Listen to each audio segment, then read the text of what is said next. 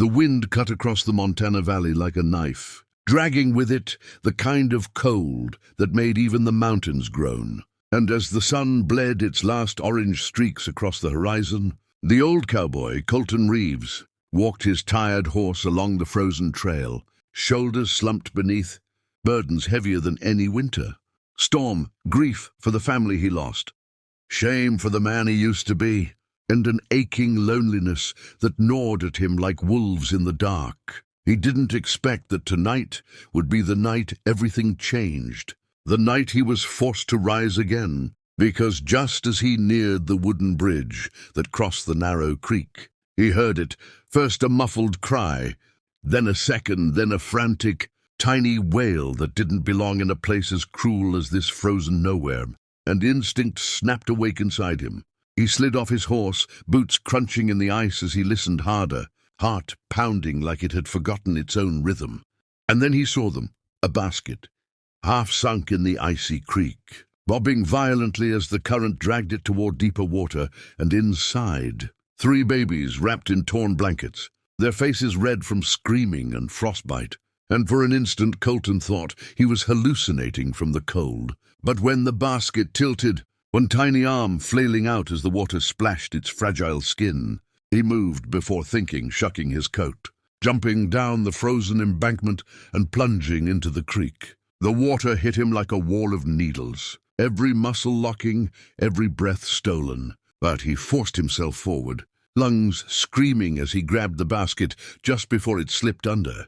He lifted it above the water, teeth chattering uncontrollably, fighting both the current and the panic that if he slipped even once, all 3 lives would be snuffed out in seconds. With a final surge, he dragged himself and the basket onto the snow, collapsing with the babies pressed against his chest, panting, shaking so hard he thought his bones would break. But he could feel them, still alive, still crying, still fighting, which meant whoever had left them here had intended for them to drown unseen in the night. Fury, old and burning, rose in Colton's chest, a fury he hadn't felt since the night he lost his wife and son in an accident he never forgave himself for, because he had promised he would protect them and failed.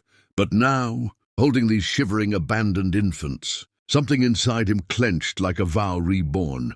He gathered the babies in his arms, wrapped them in his coat, and climbed onto his horse with fingers that barely worked, whispering soothing nonsense to keep them awake, because the cold could steal them if they fell silent even for a moment. His ranch was miles away, but it was the only place with warmth, fire, and supplies, so he nudged his horse into a desperate run, snow flying behind them, his vision blurring, his breath ragged, but he held those babies like they were the last precious things left on earth.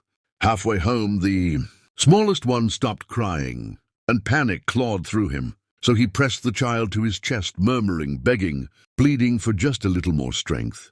And when the tiny chest finally fluttered with a weak cry, Colton felt tears freeze on his face. By the time he reached the ranch, he was barely conscious, stumbling through the barn doors, falling to his knees as he laid them gently on the straw, lighting the lantern with shaking hands, warming blankets, whispering incoherent prayers.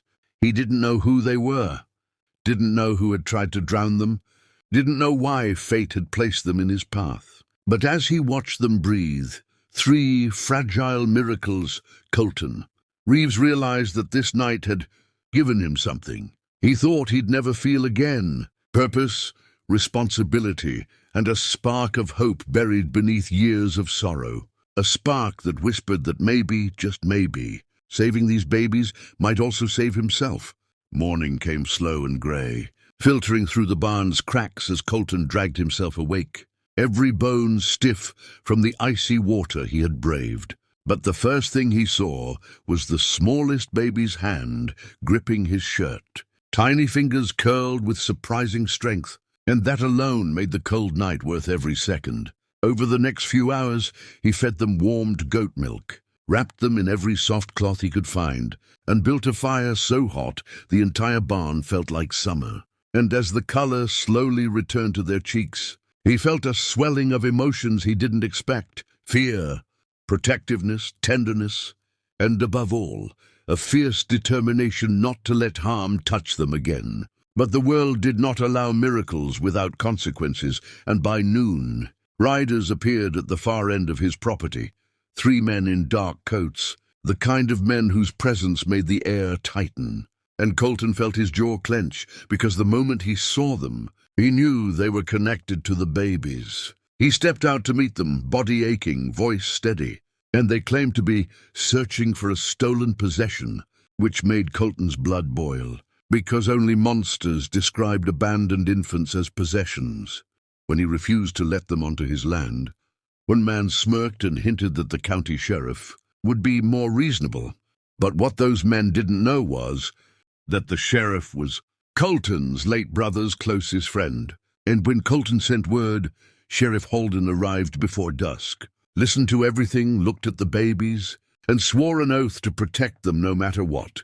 That night, as the wind howled outside, Holden revealed the truth.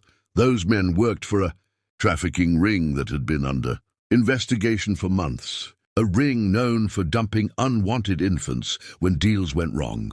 The revelation struck Colton in the gut. 3 innocent lives thrown away like trash, but it also lit a fire within him, one that burned with the clarity of a man who finally had something worth fighting for. Over the next weeks, Colton and Holden coordinated, silently moving the babies into the ranch house, strengthening security, cooking warm meals, rocking the children through long nights. And slowly, the ranch, once silent and hollow, filled with giggles, soft coos, and the fragile beginnings of family. Colton found himself talking to them as he fed them, telling them stories of the horses, the land, and the wife and son he lost. And each time he spoke, the ache in his heart lessened. People in town began to whisper that the broken cowboy was changing, that maybe the 3 little souls had pulled him back from the dead. But danger still lurked, and one cold evening the traffickers returned, this time armed and desperate, breaking into the barn, searching for evidence, threatening to take back what Colton had saved. But the sheriff and his deputies were already waiting, hidden in the shadows, and within minutes the men were arrested, ending a months-long case and freeing dozens of other missing children.